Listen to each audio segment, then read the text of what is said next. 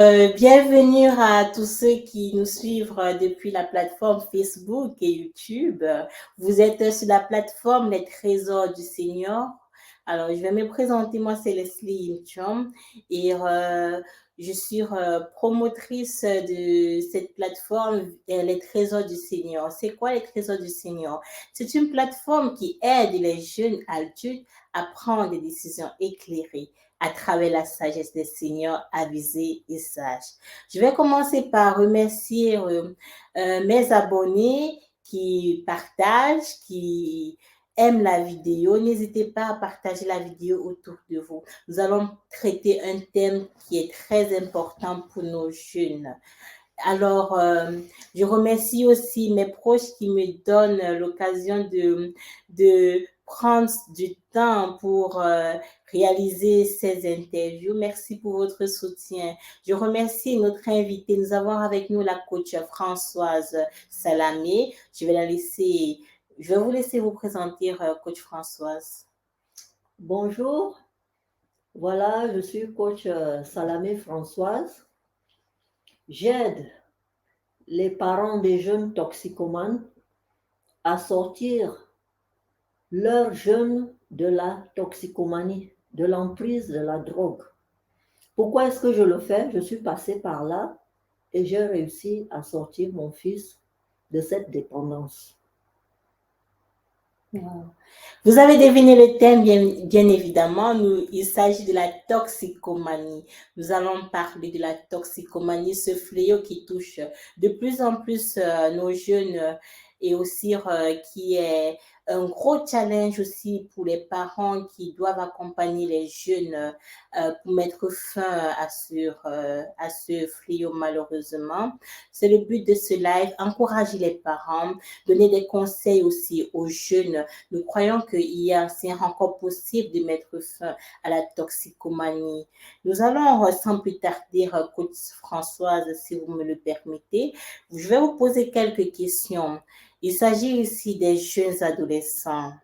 Quelles sont, selon vous, en fait, les causes de la toxicomanie chez les jeunes? Il y a deux grandes causes de la toxicomanie chez les jeunes. Ça peut être la violence, viol sexuel.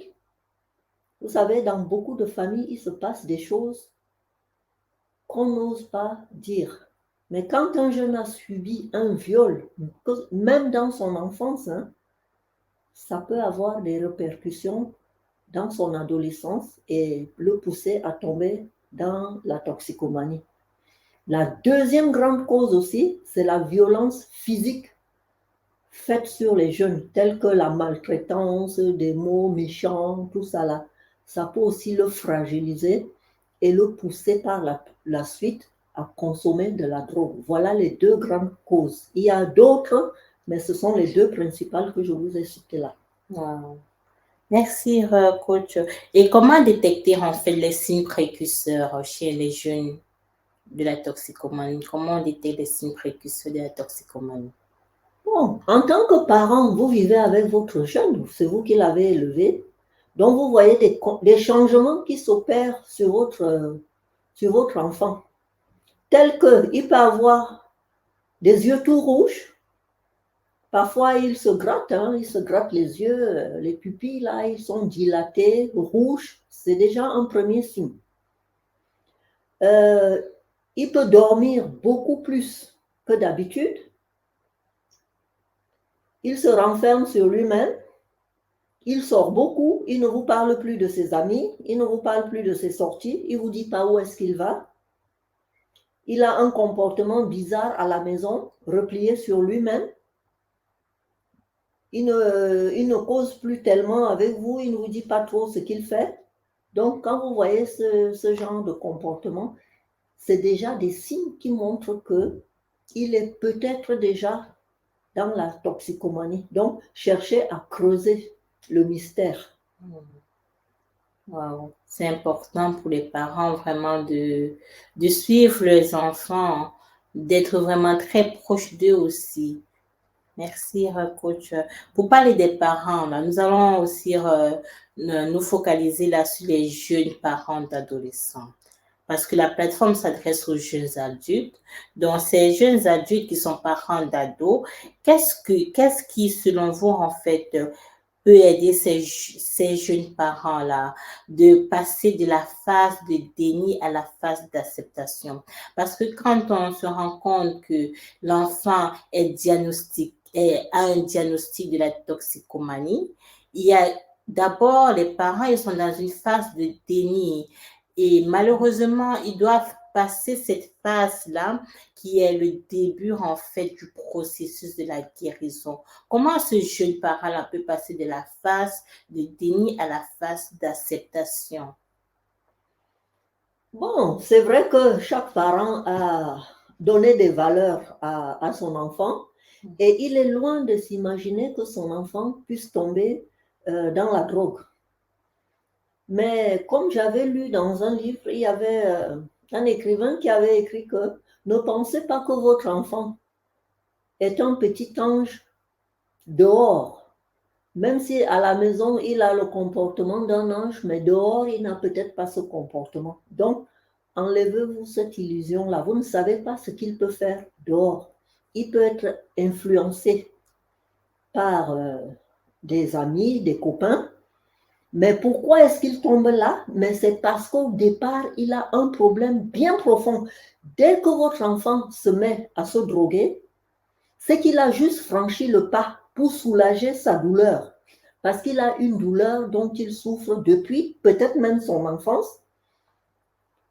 Disons par exemple s'il a été violé depuis son enfance et qu'il n'a pas parlé. Donc cette douleur-là, quand les copains vont lui présenter la drogue, ça sera un soulagement pour lui. Donc, ne vous culpabilisez pas, ne faites pas le déni.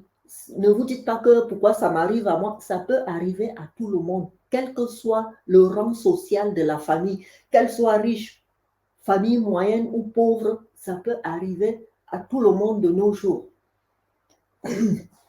Pardon. Donc, ne vous culpabilisez pas, mobilisez-vous plutôt pour l'aider à s'en sortir. Au plus vite vous le ferez, au plus vite vous mettrez les moyens en place pour le sortir de là, au plus vite il s'en sortira aussi. Ce n'est pas un problème où on ne peut pas s'en sortir. On réussit toujours à s'en sortir, mais il faut tout mettre en place pour le sortir de là. Voilà ce que je peux dire aux parents. Au lieu de faire le déni, acceptez la situation et soyez prêts à aider votre enfant plus tôt.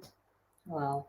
Pourquoi ça m'arrive à moi? Il est vrai que c'est une question que se posent beaucoup de parents qui traversent ces situations. Parfois, il y a un sentiment d'injustice, en fait. Comment ces parents, en fait, peuvent lutter contre ce sentiment d'injustice dans ce combat? Bon, ce sentiment d'injustice, moi, je ne vois pas là où il y a l'injustice. Hein. Ce qu'il faut juste faire quand on est déjà affronté à ce problème, qu'on a déjà un dans la maison qui est tombé dans la toxicomanie, battez-vous, battez-vous. Au lieu de dire que c'est injuste, pourquoi ça m'arrive à moi, battez-vous pour le sortir de là. Mettez en place des stratégies pour l'aider, comme je l'ai dit, je n'arrête pas d'insister là-dessus. Arrêtez de vous culpabiliser, de vous poser des tas de questions, ça ne sert à rien. Avancez plutôt avec le problème. Parlez à votre enfant. Cherchez à comprendre pourquoi est-ce qu'il en est arrivé là et cherchez à comprendre, à lui faire parler quand il peut. Quand vous voyez que le moment est opportun, posez-lui la question de savoir pourquoi est-ce qu'il s'est drogué, qu'est-ce qui s'est passé dans sa vie, qu'est-ce qui le dérange. Il y a toujours une raison. C'est là qu'il faut aller chercher. S'il arrive à parler et à se confier à vous, d'ailleurs, il vous le dira, s'il vous fait confiance, il va finir par vous dire pourquoi est-ce qu'il se drogue, qu'est-ce qui le dérange. Donc, c'est là qu'il faut vraiment se concentrer au lieu de parler, c'est injuste, c'est quoi, pourquoi moi. Non, chercher à comprendre pourquoi et chercher à le sortir de là. J'insiste là-dessus. Vous avez parlé de l'accompagnement, coach Françoise. Vous êtes aussi auteur d'un livre de la toxicomanie à la désaccoutumance. Comment j'ai sauvé mon fils de l'enfer de la drogue. Vous pouvez retrouver le livre de la coach Françoise sur Amazon et pour la contacter, elle a une page Facebook, Françoise Salamé, et aussi elle est sur YouTube pour approfondir davantage le sujet. Coach Françoise, vous parlez de l'accompagnement, vous êtes coach, vous accompagnez les parents et les jeunes. En quoi et pourquoi est-ce que c'est important? Quelle est l'importance de l'accompagnement dans ce combat? Bon, j'accompagne les parents parce que quand moi je l'ai vécu, j'étais seule face à mon épreuve. Alors je me suis dit que puisque j'ai réussi à sortir mon fils de là, je peux aider les autres parents, je peux les accompagner dans leur épreuve à sortir aussi leur progéniture de cette situation. Ce n'est pas facile, ça demande de la patience, ça prend du temps, mais c'est faisable. Vous pouvez réussir à sortir votre enfant de là. Et votre accompagnement, vous avez une méthode? Oui, j'ai mis une méthode en place qui s'appelle la méthode CAS. Ça veut dire conseil, action, solution. Donc, quand vous venez me voir, nous allons ensemble voir qu'est-ce qui s'est passé et par rapport à chaque cas, parce que chaque cas est unique, nous pourrions mettre en place, je pourrais vous donner des conseils à vous en tant que parent, parce que c'est à vous de commencer avec votre enfant. On mettra un plan d'action en place, on passera à l'action et par rapport à tout ce qui se passe, parce que ce n'est pas facile de réussir à le convaincre lui qu'il peut sortir de là. Nous allons passer à l'action et ensemble, nous trouverons des solutions, même s'il faut que je vous serve de guidance, d'accompagnement. Nous allons tout mettre en place pour avoir la solution. Et la solution, c'est vraiment le résultat qu'on peut obtenir. Parce qu'on réussit, il y a plusieurs jeunes qui s'en sont sortis. Donc, ce n'est pas une mission impossible. Ne vous découragez pas. Battez-vous. Armez-vous de patience et vous réussirez à le sortir de là. Comme tous les thérapeutes disent, ce sont les parents et la famille qui aident les jeunes à sortir de là. Ils ont besoin de votre soutien. Voilà ce que je peux vous dire. Wow. L'importance des parents dans la vie de leurs enfants. Ne pas se décourager, battez-vous pour vos enfants. Battez-vous. Et nous allons aborder un aspect en fait qui est très important en fait. Il s'agit des finances. Les finances, quelles sont les conséquences en fait de la consommation de la drogue chez le jeune sur le plan financier? Ben, quand un jeune commence à consommer de la drogue, il aura toujours besoin d'argent. Donc faites attention. Quand il en arrive là, il peut même aller jusqu'à vous piquer de l'argent dans votre porte-monnaie. Hein. Vous serez obligé de cacher, peut-être commencer à cacher votre porte-monnaie parce qu'il va tout le temps avoir besoin d'argent pour aller acheter sa drogue.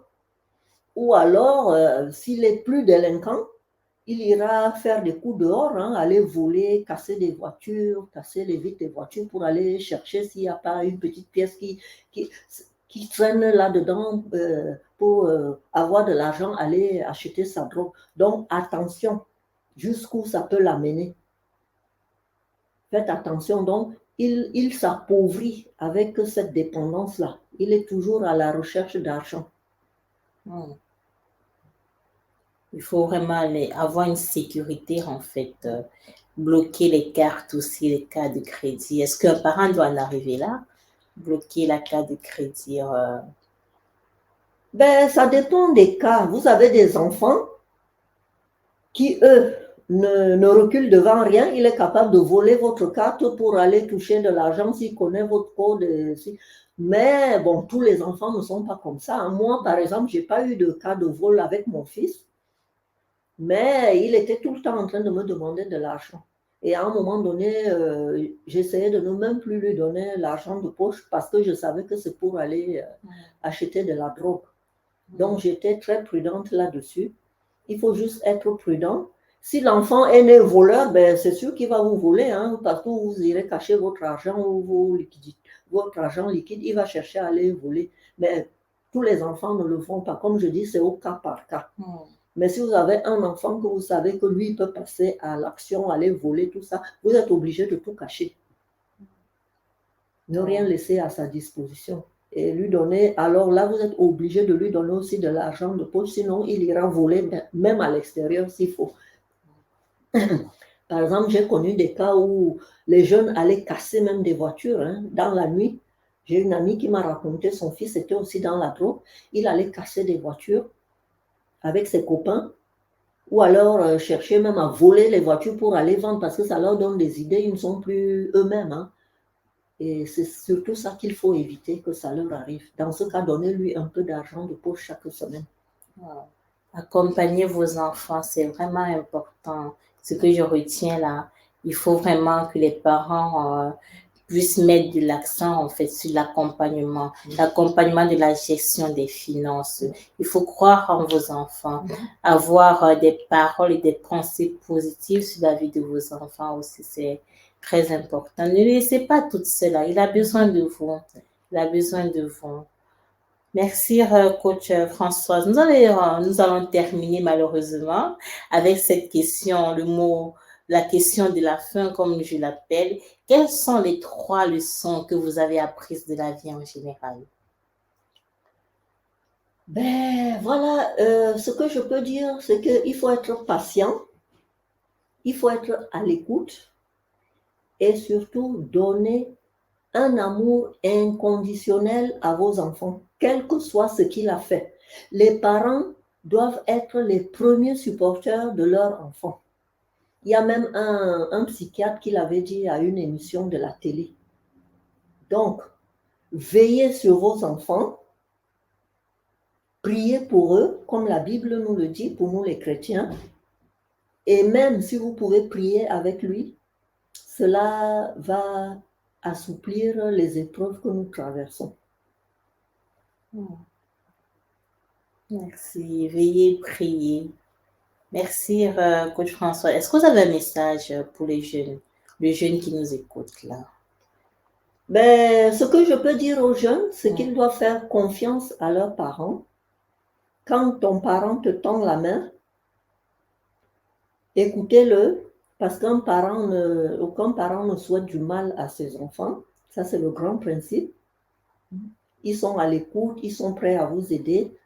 Tendez-leur aussi la main, venez vers vos parents, faites-leur confiance et vous verrez que tout se passera bien et vous pourrez vous en sortir.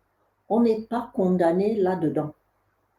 Quel que soit votre degré de consommation, c'est possible de s'en sortir, c'est faisable. Je connais plusieurs familles qui ont réussi à sortir leur enfant de là. Donc dites-vous que ce n'est pas perdu. Ayez confiance en vous, confiez-vous à vos parents et vous vous en sortirez. Un message d'espoir. C'est possible de s'en sortir. Vous n'êtes pas toute seule. Vos parents sont avec vous. Et un message pour les parents?